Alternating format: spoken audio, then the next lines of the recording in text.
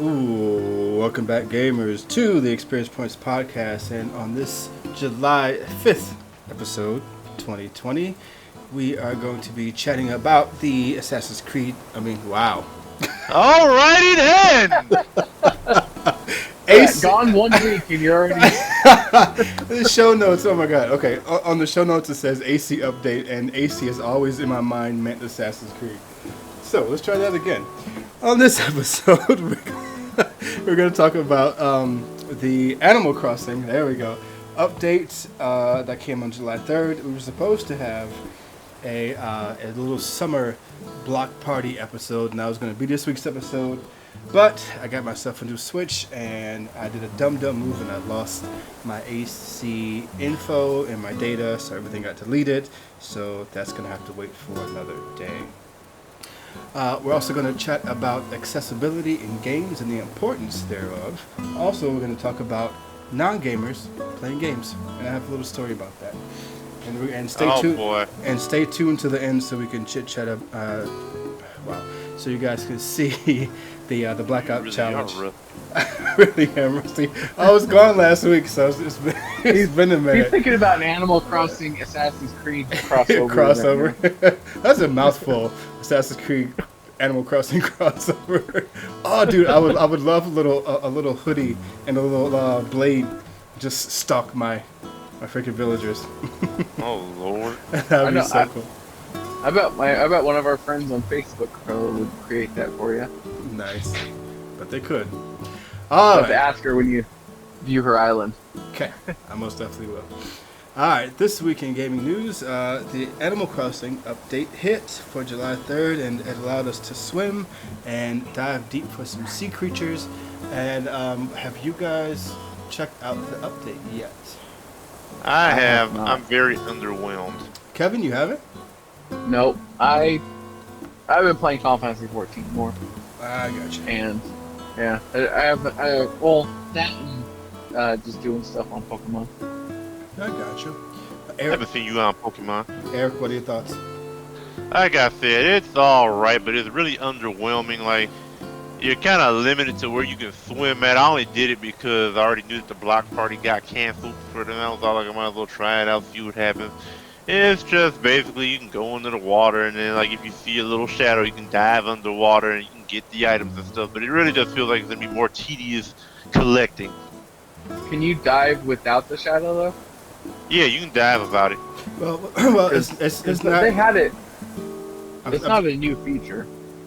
Right. It's definitely from an old game. I think it's from the one for the 3DS. But it's not a shadow you see. You got bubbles that pop up, and once you see the bubbles, you dive where the bubbles are. You dive down, then you'll dig for a minute, and you come up with a sea creature. Yeah, that. I have been enjoying it because it's nice to be able to just hop in that water, finally to be able to interact with that water after just staring at it for the past few months and through my last three start overs. I do wish that they would do a little bit more with that, but beggars can't be choosers. I'm just happy that they added that on anyway. I would have liked to be able to swim in the inner waters. Yeah, I would like to be able to swim in like any water, like the little lakes and everything. Now it begs the question: if you terraform your island to have like a big pond like in the middle, can you swim in that? Doubtful. I think it has to be the Probably not. ocean. Because if Can you jump off the pier, or does it always have to be from the beach? I have not jumped off the pier yet, but I'm pretty sure I you haven't can. tried, but I'm gonna go check right now. Well, Um, where's my pier at? Oh, I gotta go way over there. Oh, I'm almost positive that you can't jump off the pier. I think it has to be the ocean water that you jump off of. or the rock. Well, yeah, you the can pier- get in from the the- rock. Right. You can get it from the beach, you can get it from the rock, and I'm pretty sure the pier, as long as it is the ocean water, then you can dive into it. And there is Right, only the one pier goes out into the ocean. Right. If they allowed us to do, to be able to swim through like the streams and the channels and stuff like that, that would make for some fun mini games. Oh my god, that'd be so much fun. Eric, can you? Mhm. Can you? I got Take off my shovel. He's Yes, running you his can dive. digital. Oh, you can actually do like a belly drop dive from the pier. That's kind of pretty. I mean, like you can do like a dive from the pier. Yes, Nice. you can dive Now, from the pier. can you get out of the water at the pier? Nope. Nope, it has You to have be to go at the to beach. the beach. Okay. 'Cause that's the same with the rocks. You can't get out from the rocks. Right. And you probably can't swim through the inlets because they have all those rocks right there. Exactly. Yeah. That's the- This is why I don't think you can like make your island all super permeable and be able to dive, swim through there. I don't think that's gonna work. I'm not sure if that was even the word, Jones, but we're gonna go with that. Okay. Superperboleous. I gotta look that word up. If teraflop is a word, then that's a word. Touche, my friend. Touche. Okay, well, Kevin, you check that out whenever you can and let us know what you think about it. And like I said, the block party is still gonna happen, and I'm really excited about it because I got some big things planned for it. So that'll probably be, since it got canceled, I'll probably wait till the end of July to do it and have like a end of summer kind of bash thing happening. So End of summer is like in the middle of nobody September, asked you, just saying. Patrice. I'm just saying, meteorological fall is like September 21st. Eric, Fine. what was that? What was that long word you just used?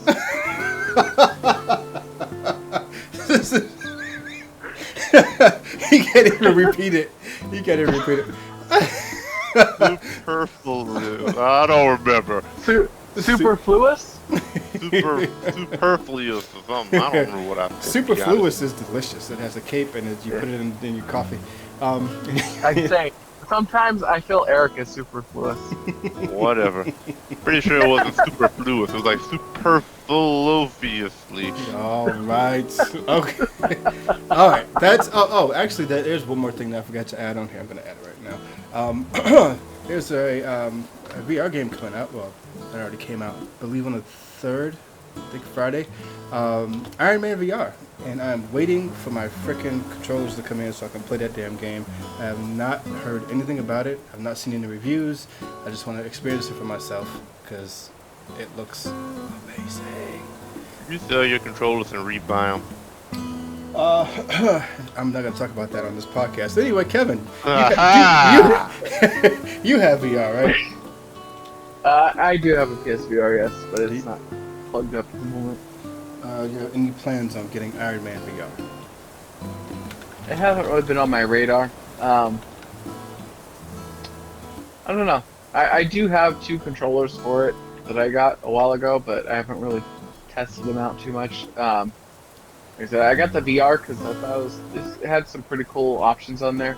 Oh, But so far, the only game I've really played and beat on there is Moss. Okay. Moss is so And good. that game was pretty fun. It's fantastic. Moss is great. Tetris Effect was one of the most amazing experiences I've had as a gamer in a very, very long time. I want to play Beat Saber. That one heist game that they have on there, that game was amazingly fun. But one I want to experience is Half-Life Alyx but it's not on PlayStation VR. It's on the different VR system, but they have like a controller where you can control each of your fingers in the game. So you can like flick stuff and pick things up with your hand, and it's amazing. It looks so damn cool. I definitely want to experience that someday, but not for $500. Not right now. For the Oculus? I think it is the Oculus. But that experience I is had a friend that had the Oculus, and yeah, it experience did is have gonna have that, to wait. like every single button on your finger, basically. Right, which is so freaking cool. I mean, it's already a trip and a half, to be in VR, just to be in the game, but to actually see like your hand and pick things up and move things around, that's a trip. So I can only imagine what it'd be like to have all 5 digits working and moving around. I bought my VR last year when I went to go visit Eric, but we didn't get a chance to break it out because we did a 12-hour long play of Link's Awakening. Mm-hmm. So, and then by the You time that was over, paid those Chicago taxes for nothing. but He didn't buy it out here. He brought it out here. right, Oh. I brought. Gotcha. If I said bought, sorry. Yeah, I brought it out there for Eric to play and experience it. But the next time I come down, I'll definitely bring it, and you will definitely be experiencing VR, John. So get ready for that. My big hope is I was really wanting an RPG, VR RPG that wasn't Skyrim,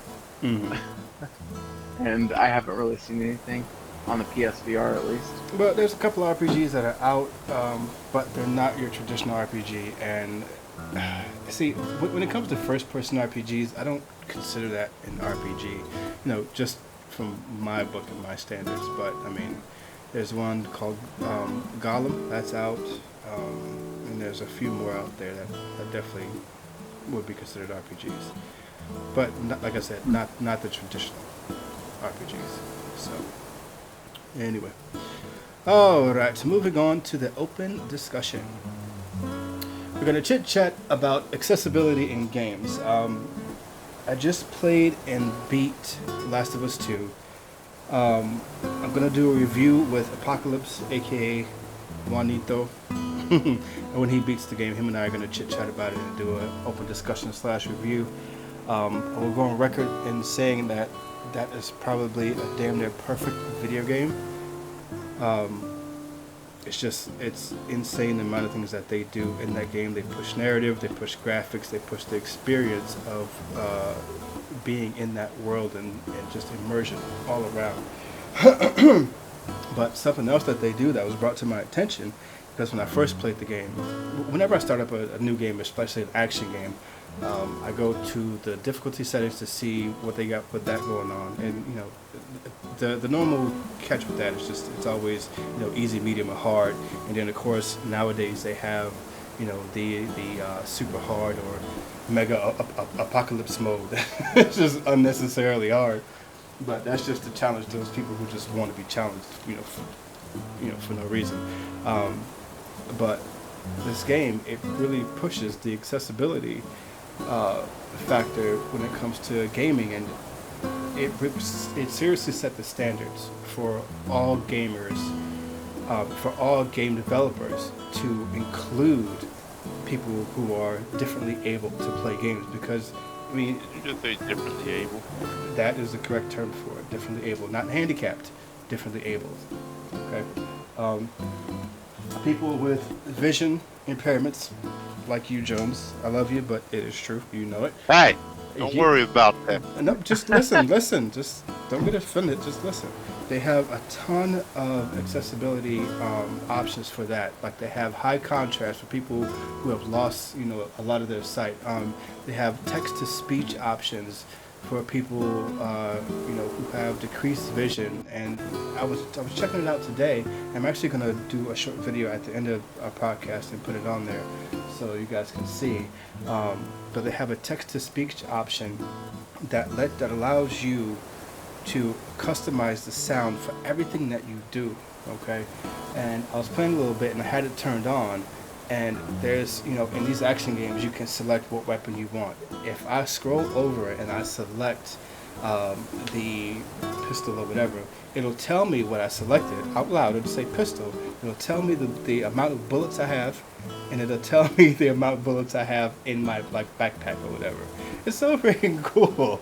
It's so freaking awesome. I mean, there's like a whole suite of accessibility options to help people out who are hearing impaired, vision impaired, people who have issues with their hands, because there are gamers out there who modify controllers so that they could be able to play. I saw this kid who only had use of his freaking mouth. You know what I'm saying? He was a quad, and he only had use of his neck and his mouth, and somebody modified the controller for him so he could play games like Fortnite and whatnot, and he played those games just using his mouth and the controller.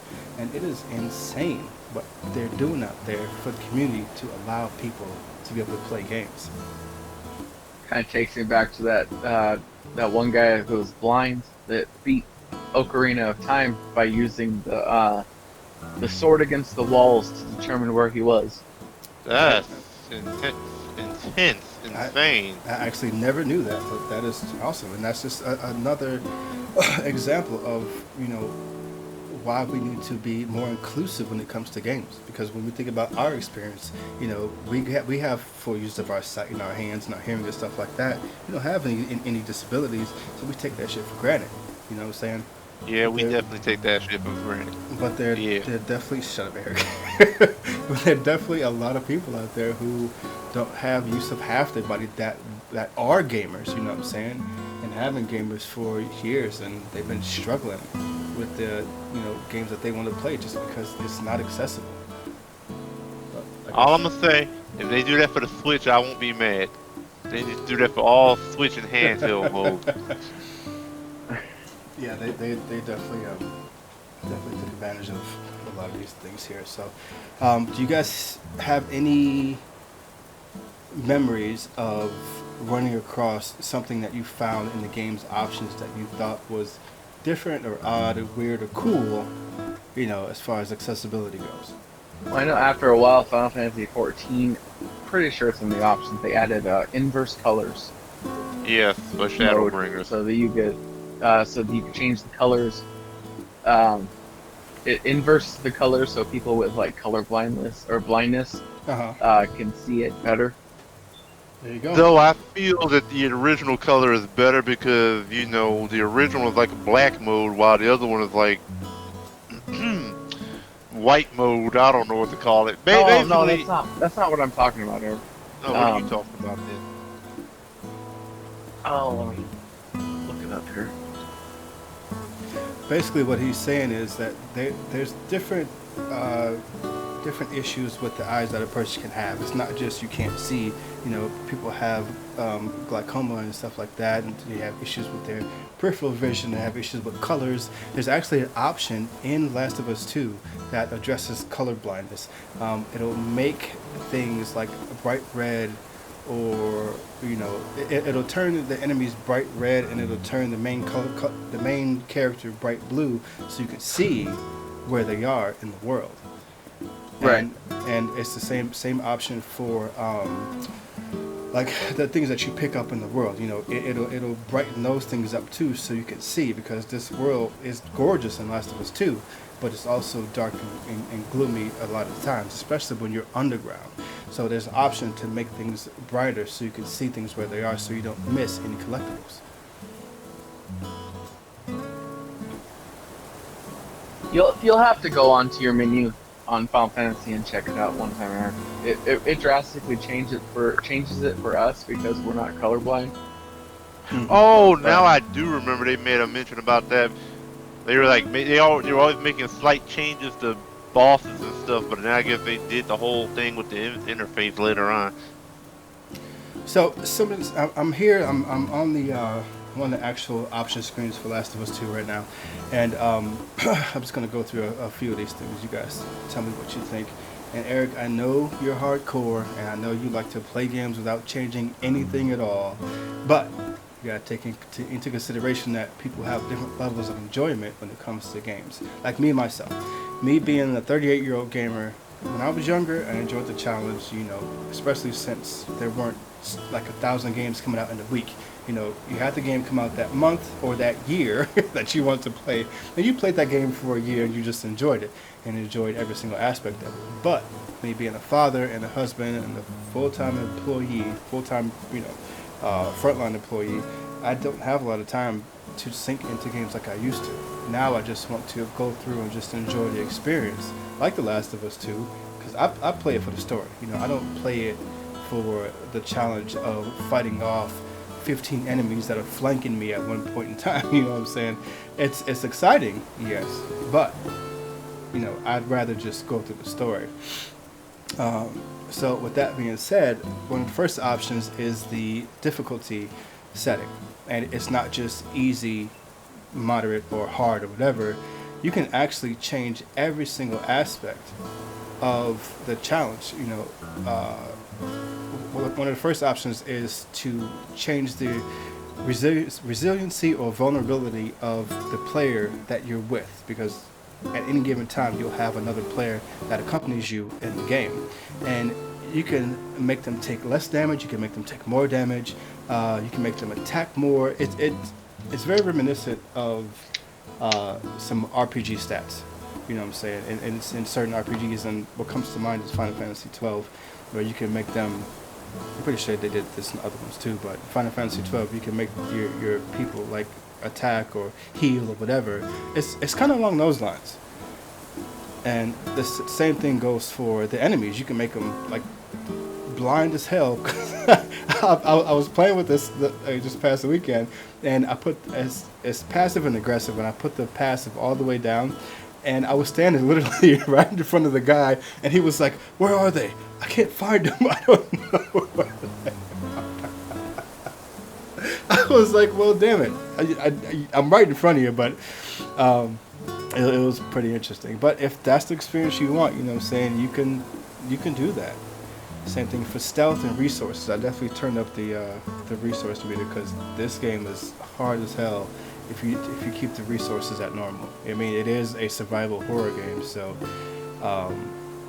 it definitely make you feel like you're in an apocalyptic world where there's nothing to find. So I turned that shit up. I was like, forget that. I'm not even gonna mess with that. You guys.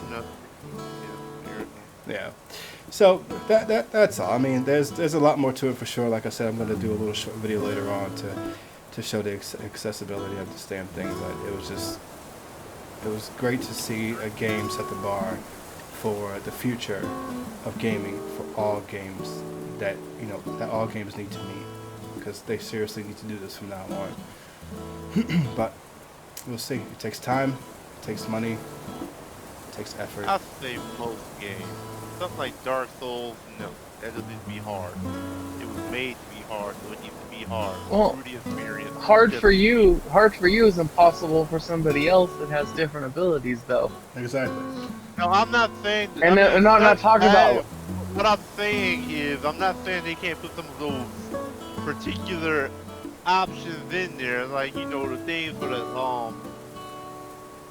whatever is okay. But I'm just saying, don't be turning down the difficulty level.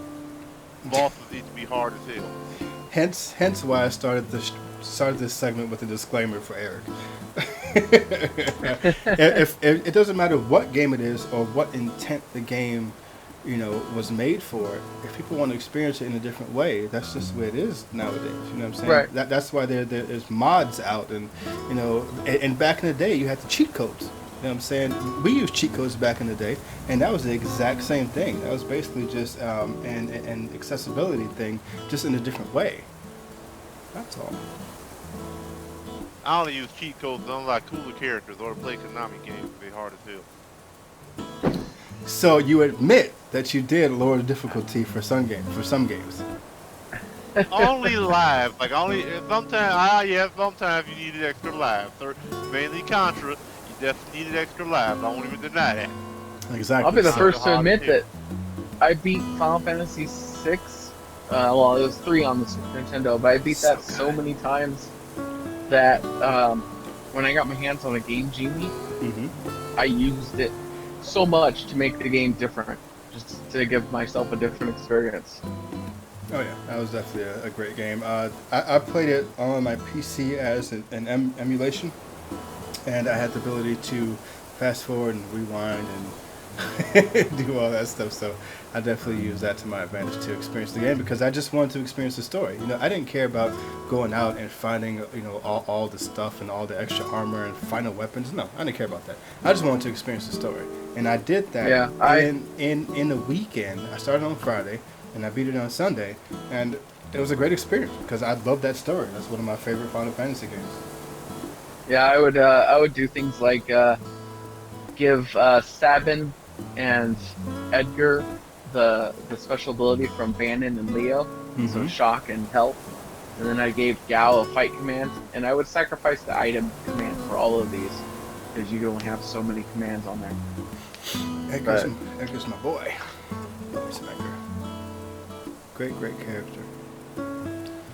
Okay, well, just on the final note, with accessibility in games, I just really hope that more games from now on just take advantage of, at least half of the stuff that's in The Last of Us 2 because there's literally dozens upon dozens upon dozens of options that help people enjoy the experience of this game. And there's even an option to skip the puzzles in the game because they have these environmental puzzles in order for you to get to the next part. And if it's too hard for you for whatever reason, you can just skip it and just go on to the next part. And I only used that once because it was toward the end and I got stuck on the part and I skipped the puzzle. And it was great. It didn't detract from the experience. I mean, even when I had all the stuff that I had on, active, it didn't take away from the experience of the game. And I was kind of afraid of it doing that, but it actually lent more to the experience of the game, which made me really appreciative of those options. Anyway, all right, moving on. Non-gamers playing games. And I'm going to start with my story, and if you guys have any stories about this, you guys can, jump in. My wife is not a gamer. In fact, my wife is 12 years older than me, and she calls video games videos. She said, "Oh, are you going to go and play your videos now?" I'm like, "No, I'm going to go play my video games." But with my new acquisition of my Switch, I gave her my old Switch. I cleaned it out, and I just put Animal Crossing on there, and I let her play.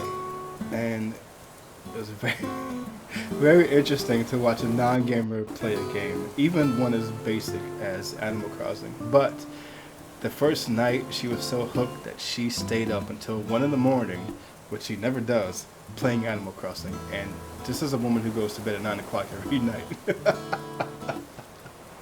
It was so awesome. I woke up and it was 12:47. I roll over and I see the freaking light on. I'm like, "Are you still playing Animal Crossing?" And she said, "Yeah, I just have to go and get this one thing from my house." And I was like, "Well, you go, girl."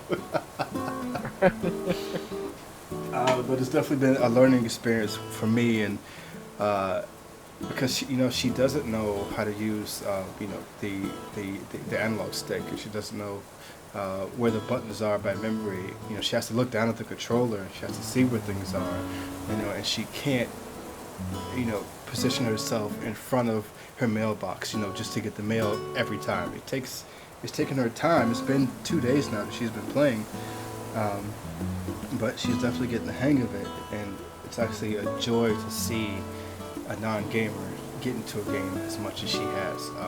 At first, I thought she was kind of, just appeasing me by playing it, but then after seeing her up at 1 o'clock in the morning, I knew that she was hooked. And every chance that she's gotten, yesterday and today, she sat down and she's played. To be fair, that mailbox thing gave me trouble for a while. For some reason.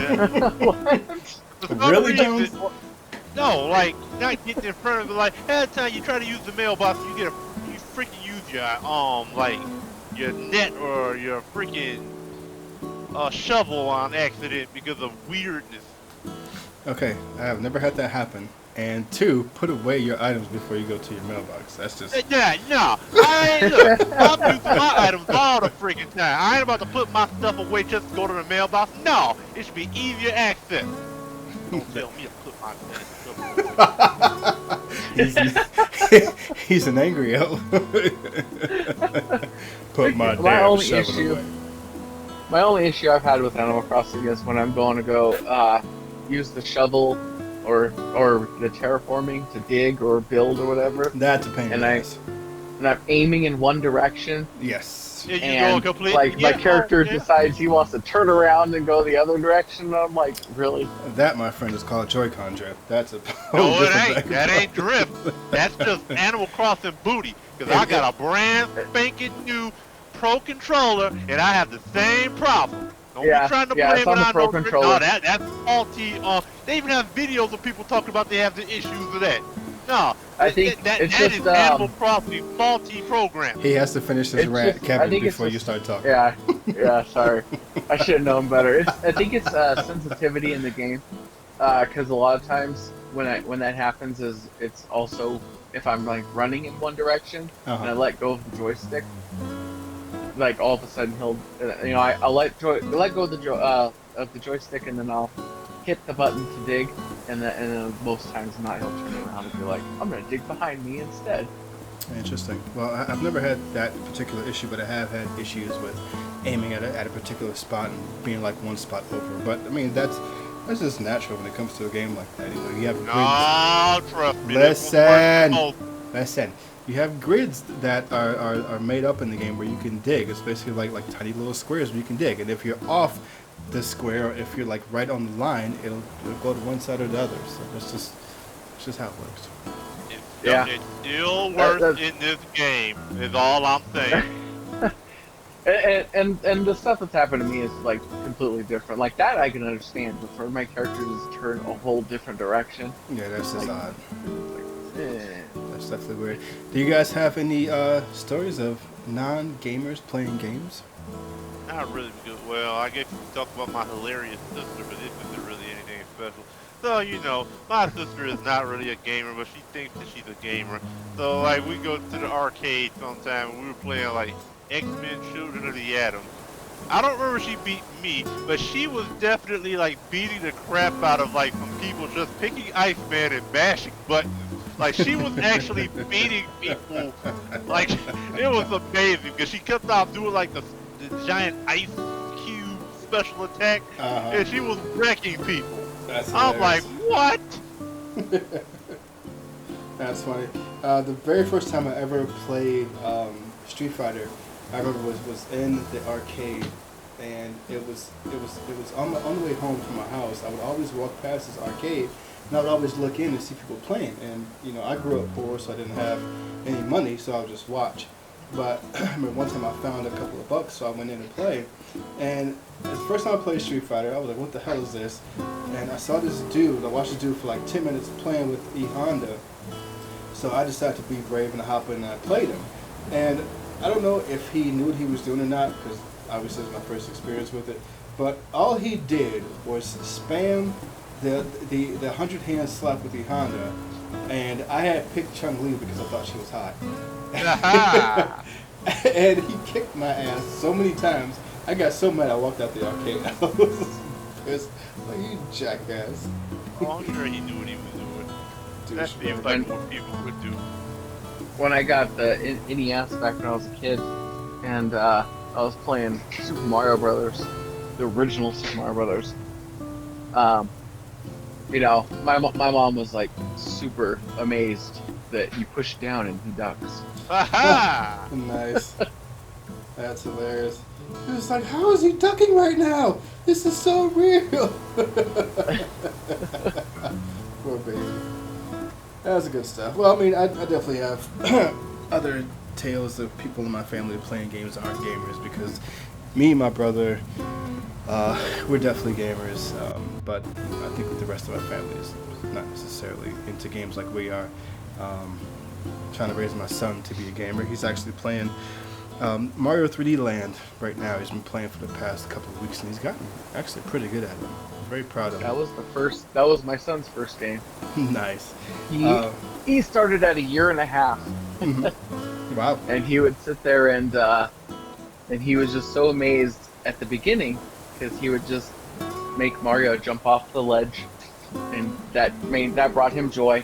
Yep. And it wasn't really a jump. He was just learning the joystick, so he didn't really try the buttons. So it was more like Mario casually strolls off the cliff. my favorite Mario game. But I always joked that he was more efficient at killing Mario than Bowser. That's funny. But I think it was about 3 years old when he beat his first Mario game. That's great. I think that was Mario Land. He'd call everything scurvy. Tim was saying he'd call them scurvy clouds. That is super cute. Yeah, he moved on. The thing about me growing up is that my mom kind of frowned upon gaming with me, and my grandmother, she wasn't, because it was like all you do is game, and that, I think that was just, I mean, you all might be able to associate or relate to this because, you know, being products of the '80s and stuff when gaming was just first coming out, and it was like so awesome.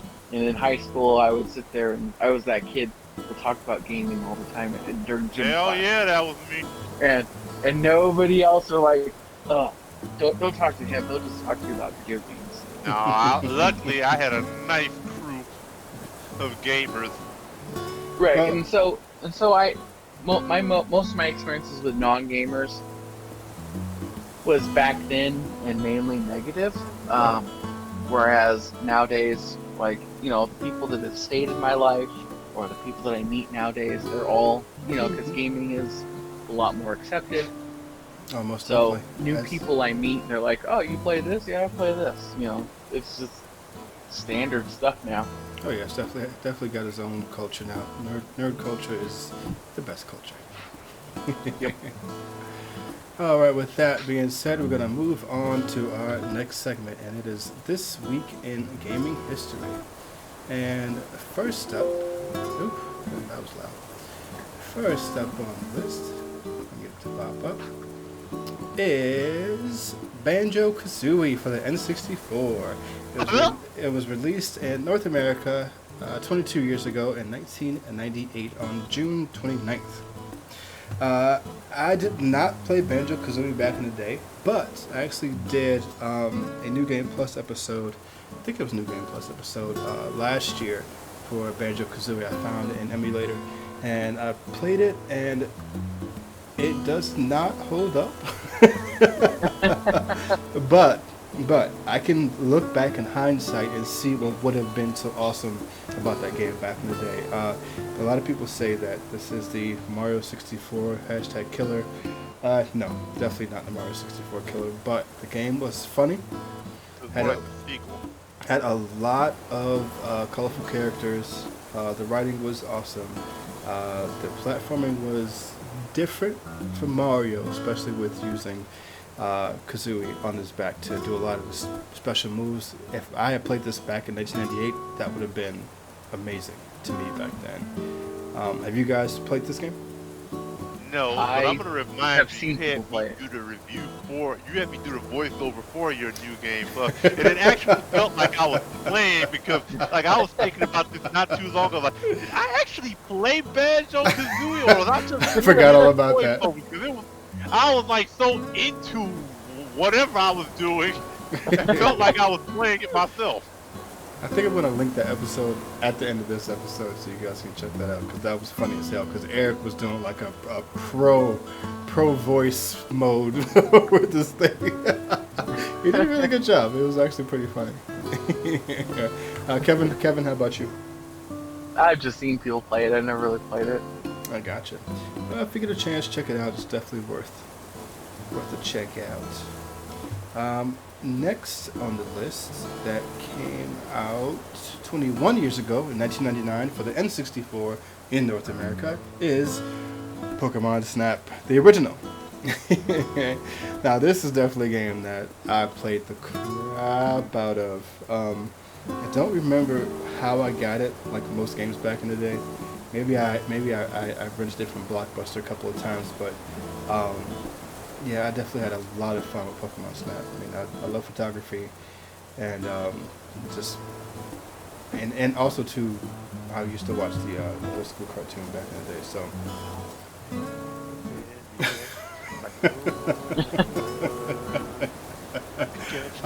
It is an on rails game where you basically hop in a cart and you are literally on rails, and you are going through this, through this different sections of the game, be it the jungle or the beach or the volcano or whatever, and you just have to take pictures of the Pokemon. But you can throw berries, you can throw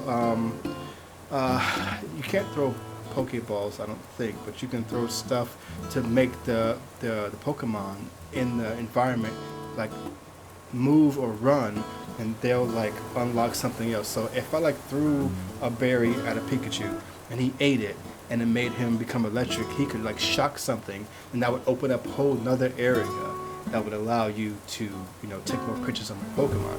So it's basically an on rails puzzle photography game.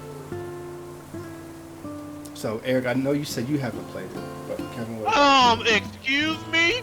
You said that No, last. I said I did not own it.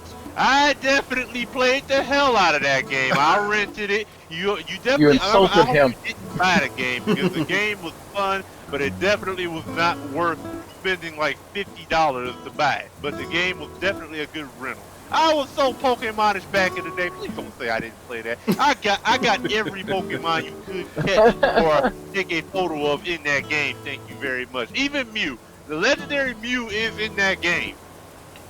Yes, that I knew. I never got him, but definitely knew that. I played it briefly. Okay. But I never had the N64, so. But I had friends that had it and they played it and I've seen it. But it never was at that time. It wasn't like the game that I really wanted. Are you interested in getting the new Pokemon Snap? He'll get it because Pokemon. I might get it just so that maybe try it out, but mainly so that Nathan can, because I think Nathan would like it a lot. My son. Okay. So.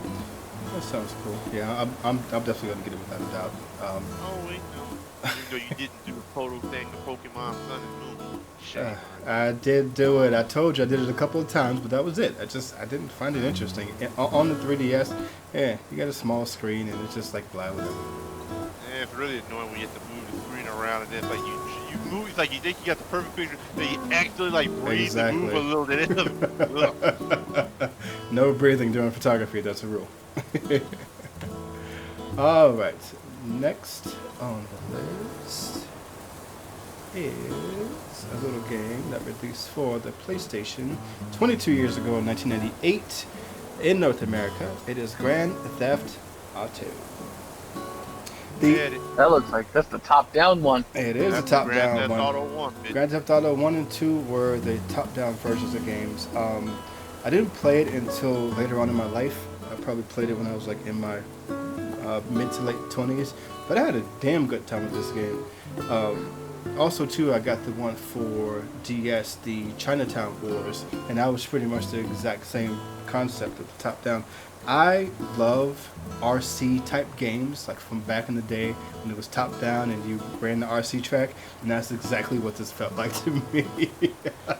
Yeah, I tried the top-down games, but I could not get into the controls were just funky for me. I wasn't really a fan of the RC race style games. I got you. I love Super Off. I liked listening to my friends talk about playing it because they would always talk about how running from the cops ended up going over the dock to escape them, and the cars went straight into the water, stuff like that. But it wasn't until Grand Theft Auto 3 when it went full 3D that I really got into the game series. I'll agree with you. I wasn't really a big fan of the original Grand Theft Auto. Like, I didn't even buy it normally, but it's like my sister's boyfriend at the time had it, and I somehow ended up buying it off of him or getting it from him or whatever. I don't know how I ended up getting it. It is an okay game, but like Kevin said, I really didn't get into the series until it went to full 3D. Yeah, I didn't know what Grand Theft Auto was at all until I was in high school. I was 18, and my manager at my job, who tried to beat everybody's friend, creepy ass. Ugh, that dude was so damn creepy. Hope he's listening.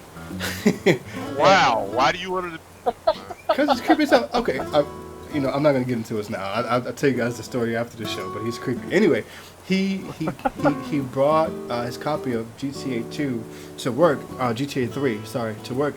And he was like, "You have to play this." I was like, "I don't know what this is," And he was like, "Just take home and play it." And I played it, and my mind was freaking blown at the sandbox open world. So, of course, as we know now, hundreds of thousands of copycats later, and it's still one of the best-selling games of all time. But Grand Theft Auto definitely had an interesting start and evolution. I think it was in Grand Theft Auto 3. It was in 3 or 4 that you had to kill pigeons, and it would keep a track record of flying rats. That's probably 4, because I don't remember any pigeons in 3.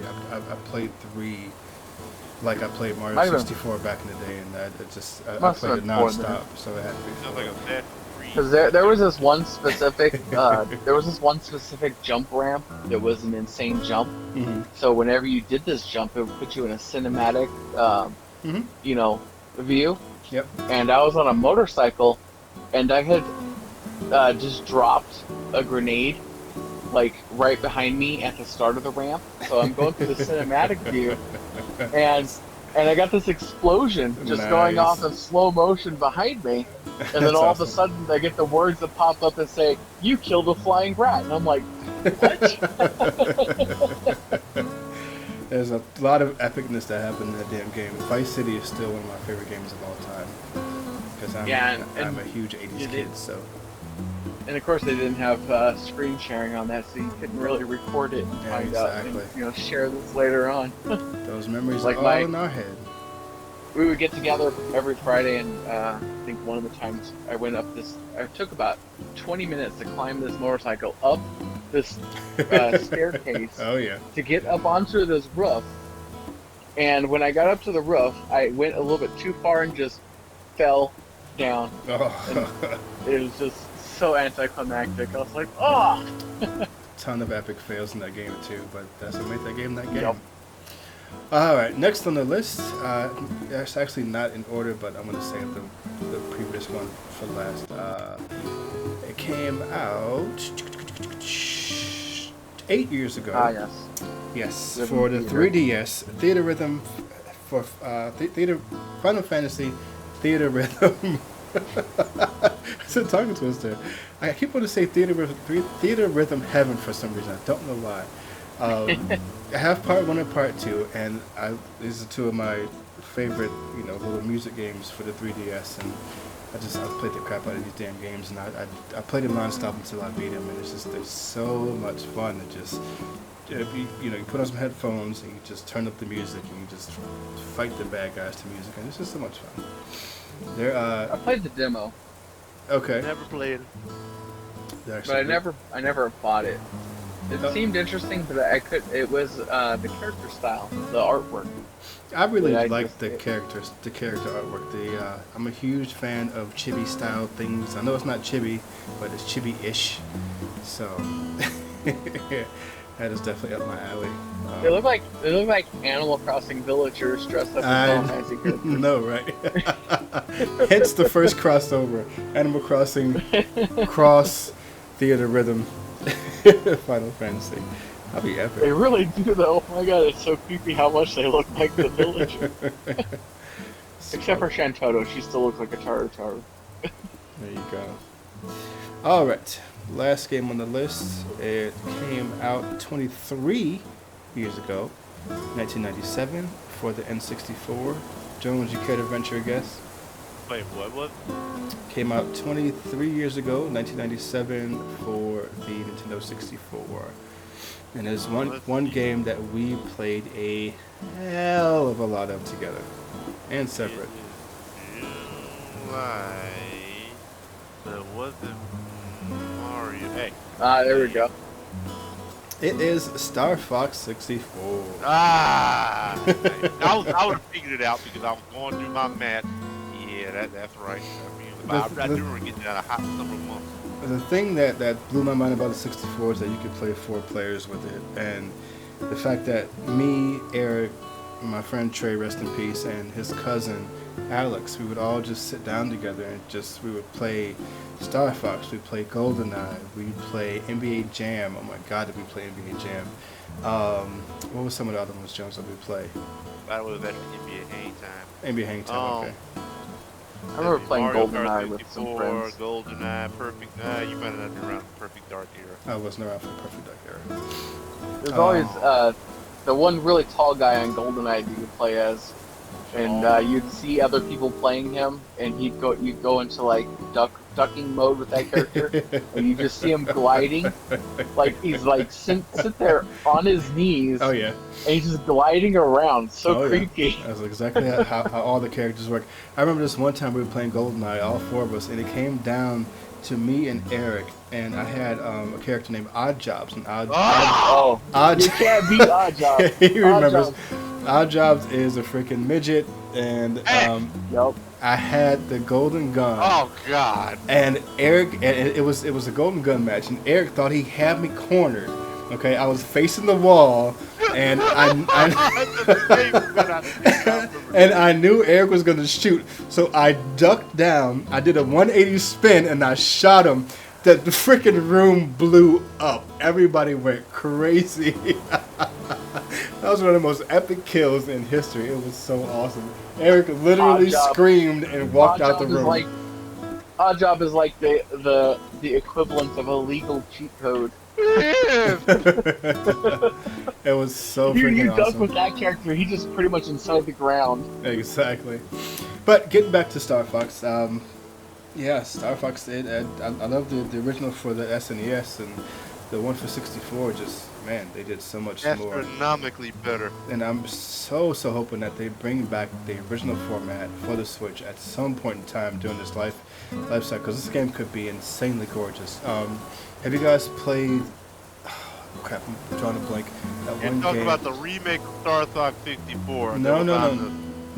The game for the Switch that was an original title, but the or something. I think I know what you're talking about. It had Star Fox characters. Right, it had Star Fox in it that you can buy as DLC, and it felt just like a damn Star Fox game. And it was. Oh, isn't that one that had like outer peripherals that you could play with, like little model toys and stuff? Exactly. I've seen it at Best Buy, but I don't remember the name. I never played it either. But having gotten into Skylanders and owning every single Skylanders that they made, I didn't want to get into another one. There goes Starlink Battle for Atlas. Star. That game is so freaking good. That is a legit sequel to the original Star Fox, if you want it to be, because they have Star Fox in there. He has cutscenes, he has dialogue. You can play through him. You can play with him through the entire game if you want. So I mean, it basically is a Star Fox game, and it's a legit RPG. I'm about to go download it right now so I can play it again. But yeah, I had such a great time with that game. I didn't beat it because it's really huge and something else came out at the time, like it always does. But yeah, exactly. But that game is just, if you guys can find it like for cheap now, I guarantee it's worth a purchase, especially if you are a Star Fox fan. I'm talking to you, Jones. I hear you. I was considering it, but I got a lot of other games too. Now I know you guys are like, you guys like the N64 more than the GameCube. That's not necessarily true for me specifically. I have some amazing memories with the 64. The GameCube I basically just played on my own for the most part because I was moving around a lot at the time, so I just played all those amazing games on my own. But as far as the system itself being better, I would say that I enjoyed the GameCube more than I did the 64. I will say that Nintendo really does learn from their mistakes, it seems, because when the N64 came out, or was out, like, my friend and I, we rented Castlevania. I don't know if you guys ever played that on the N64. It was kind of hot trash. Yeah, it was I did. It was really but good. We couldn't get anywhere on that game because he couldn't save any of the save file. Right. So we kept on dying and having to start all over again. It was like Nintendo hard caliber N64 game in that sense. But I'm like really glad that they fixed the whole memory card issue, because I think with the N64, I don't know if it was all games, correct me if I'm wrong, but I don't think the N64 had a memory card manager, did it? I mean, it okay, did. Here's the thing about it. It had some games had the in-game memory, but then they also had those weird memory stick type things that could go inside the back of the controller. Yeah, they were called called. Castlevania was one of those games that you needed a memory card. Right, but it was called the memory pack, and you put it in the back of the controller if you want to save games. But it didn't save that much memory, just like all memory cards back then. You could probably save like maybe 1 or 2 games on there, if that. So you had to have multiple memory packs in order to. Hey, don't be hating. PlayStation 1 memory cards are actually pretty damn good. PlayStation 1 had some pretty good. 15 blocks. In most games, only took 1 block. Shit, the games I played took like 2 or 3. Hearing about those. always love to hear about those people that would buy those extended memory cards. I did. Have, I got stories.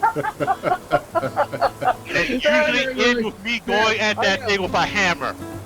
Like, I have 10 pages of save files, and then I'd hear like a week later, my pages disappeared. Yep! Yep! Poor baby. I lost my Final Fantasy 7 data like that. That was the final straw. I literally went to that thing with a hammer.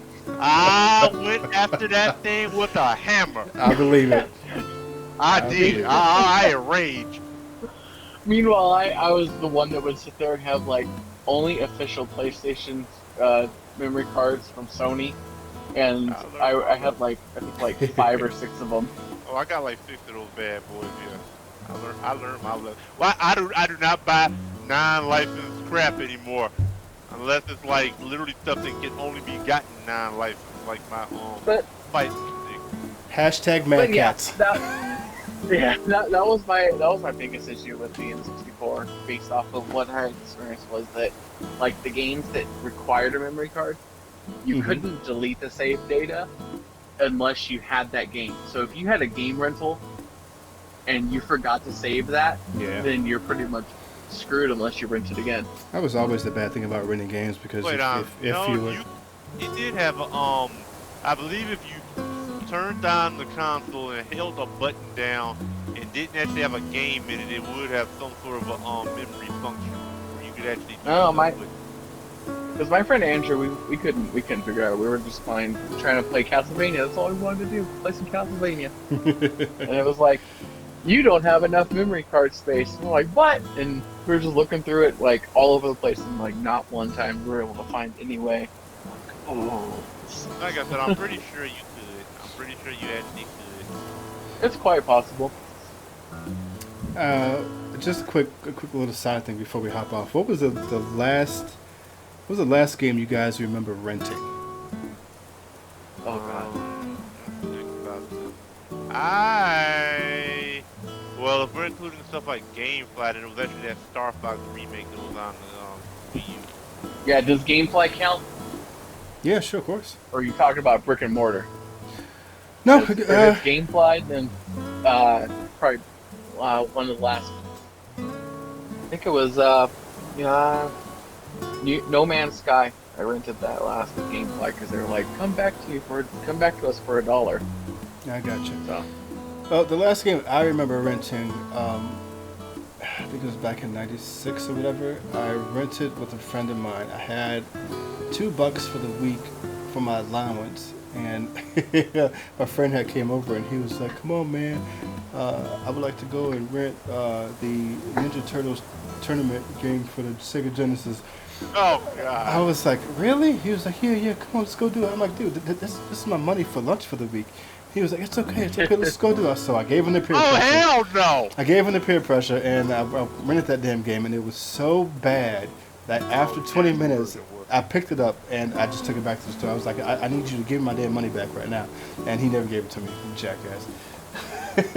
Nope. So that was the last game. That was the last game I ever rented, that I remember renting. I can't believe you just, he's like, oh, it's okay, you just, no, I'm like, you I didn't say it was okay, I never saw him again after that, because I freaking moved. Dude. I'm talking about it's okay, you can rent it. Like, no, I was like, no, you rent it. I rented, a lot of my Super Nintendo games was all from rentals. Mm-hmm. And you know, worst game you could rent is an RPG. Because that stuff takes too long. Exactly. I enjoy it, man. No, that's actually how I really got into RPGs. Like a true JRPG, I rented Chrono Trigger. Best rental ever in existence. Yeah, I would bought that game so fast. That's a you gotta own or borrow it, not rent it monetarily, because you cannot beat Chrono Trigger in 3 days. No, I didn't want to beat it. No, let me rephrase that.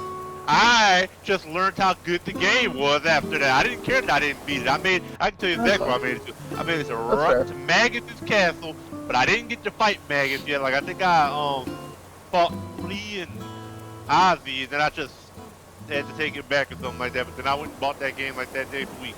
Good old Fleet Great Slash. first ever. I rented Final Fantasy 2 on Super Nintendo, and I got all the way up to the part where you go back. So you know Cecil becomes a paladin, and then you have to go back to Baron using the Devil's Road. You remember that, Eric? Yep. And so I got all the way up to that Fabian, that where you have to like kill his hands and Oh, kill him, and they're all different targets. And I yeah. couldn't beat that. And the amount of time that I had, because I was trying to rush through the game, like I just didn't grind my levels enough, Mhm.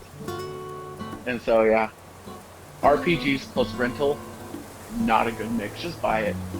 Well, I mean, when you're a shorty, you ain't got the money to buy, so you want to know if you're gonna like it first. I think I actually rented Chrono Trigger. No, I take that back. No, I bought Chrono Trigger from Funko Land, so it had a file on it. Good old Funko Land. Good stuff. All right, well, that is all the time we have for the podcast for today, but we are going to switch it over to the Blackout Challenge for Super Punch-Out, and Eric is going to take on the World Cup and see if he can beat it. We got 2 cups left, so this week and next week, Eric will potentially, hopefully, beat his challenge. And until next time, gamers, Kevin, tell them what to do. Keep on. Level up. How come I don't get to do it anymore? Because you're going to do Because it I'm at the end of Quizmaster. You're going to do it. Oh! What? What did you just say? I missed it. What did you say? He said he's the quizmaster, so he gets that right. Oh, hell snap. no. Where's my Pokemon battle? You never accepted it.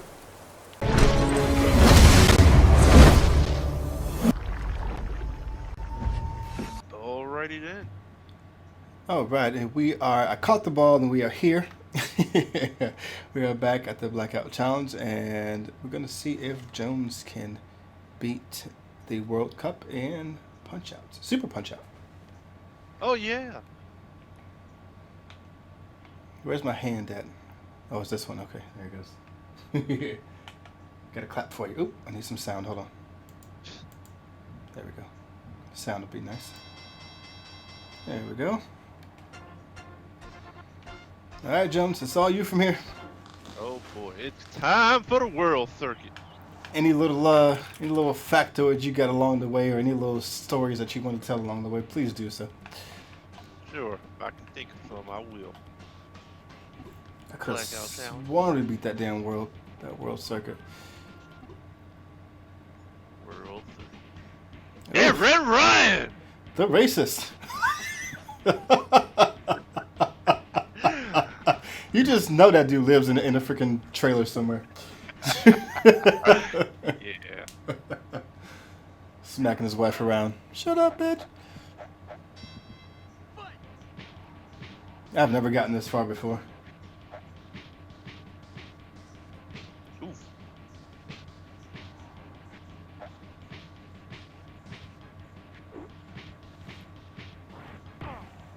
Got him. Grab him. What? He's a cheap bastard. I see. Damn. Hey! Uh-oh. Shit. Oof. Watch out. Oh! Got some combos.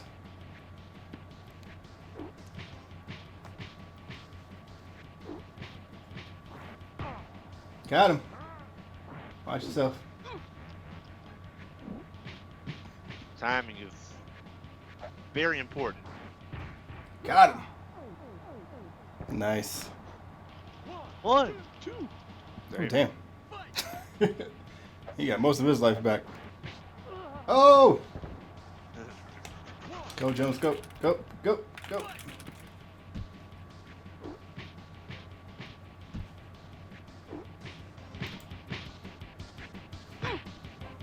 Ah.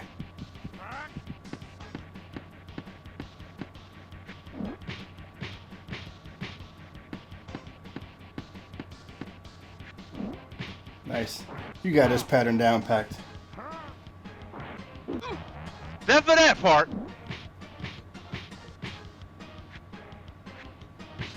Oh!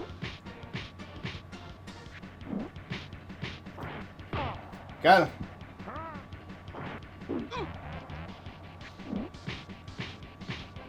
Is he stealing your life when he grabs you? He's stealing my I don't know if he's stealing my life, but he's definitely stealing my super. Come on, Turbo Fingers, hit it! Go, go, go, go, go!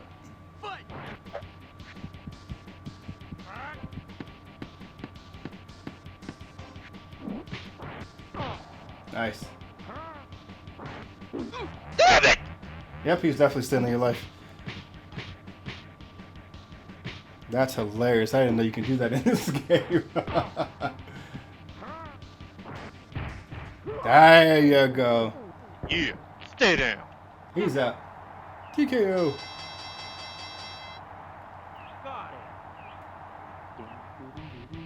Okay. Next up is a creeper for real. Who is it? Hey, Higitaro. What? You'll see. Oh, what is happening here? Be gentle with me, please. I'm gonna tell you, for a while I thought this was a chick, even though it makes no sense because he doesn't wear a shirt. So, but you know, when you're a kid, you don't be thinking that. He has a Frieza laugh. That is Frieza in human form.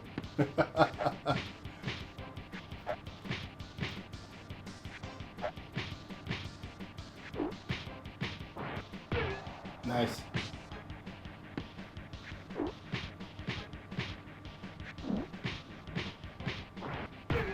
Got him.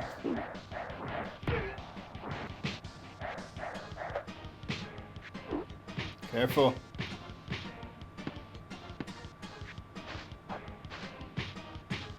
Was that a hair whip?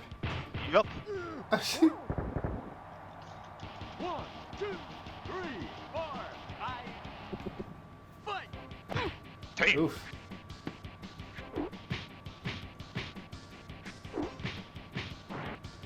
Boom.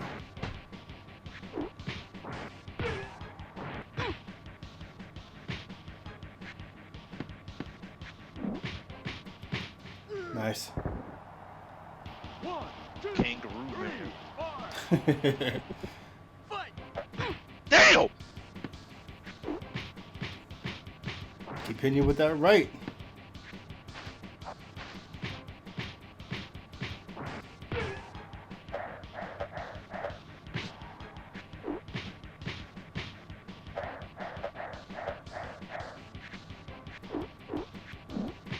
Nice. Got him.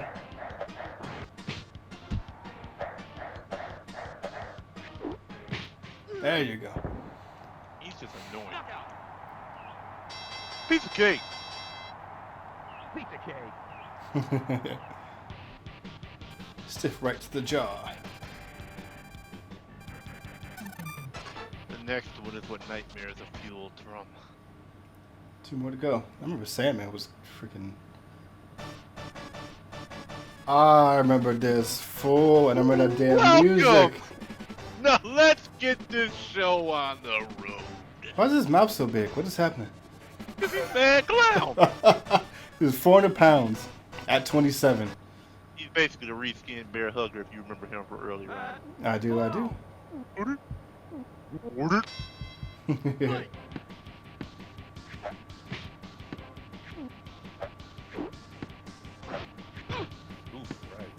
I give him a backhand.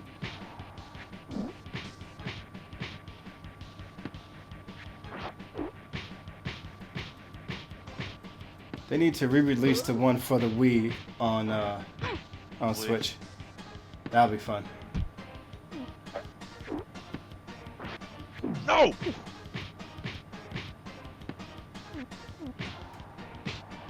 Careful, No! careful, Oh, I didn't know you could hit him down there. careful. It's wide open. Oh, God. What is happening right now? Really? Exactly what you saw. Got him. Boom! 1, 2, That's a big son bitch. fight!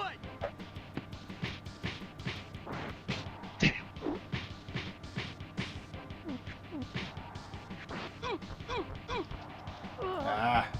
Everybody in there grabs! I see. At least he didn't take your life away. Fight! I mean, at least he didn't steal your life. Shit! Ah. Woo! Slow down.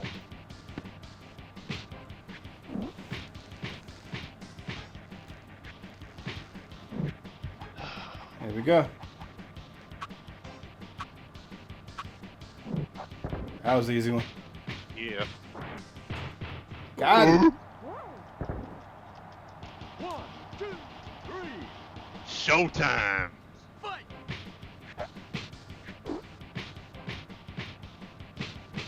Dang. You got a lot faster. Yeah, he did. You got this, Jones. You got this. Super punch. Ah, shit. I Ah. swear he was close when he was throwing them that time. Fight!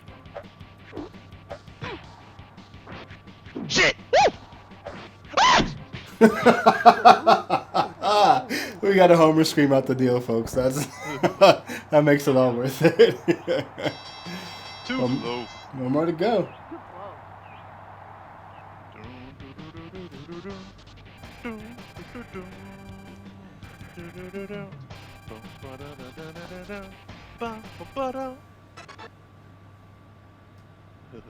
Okay, Super Macho Man time.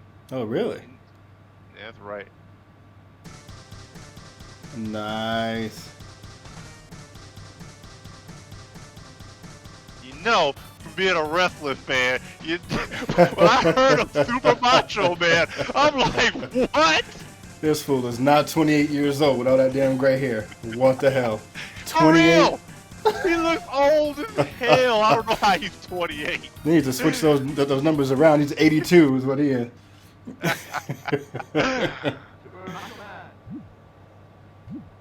Old ass bodybuilders. That's what he looks like.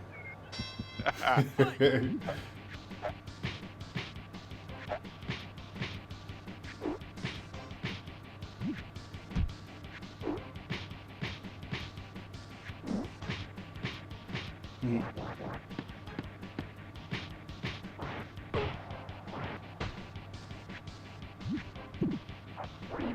Nice. I remember that damn move. I used to knock Trey out all the time. Yeah.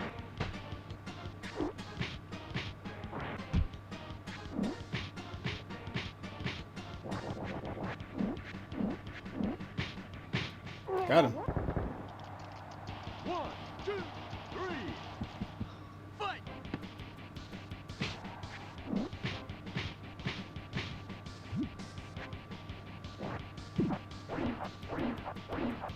Oof. Slow down, G. Oh!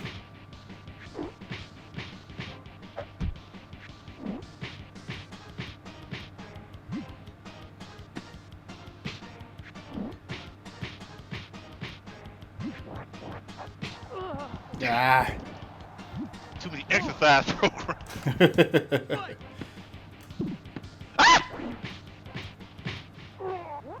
One more to go. 1, 2, fight!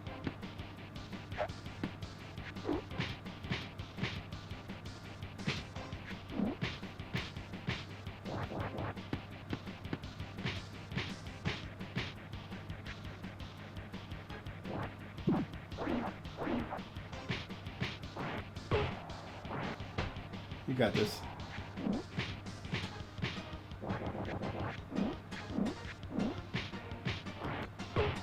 Nice.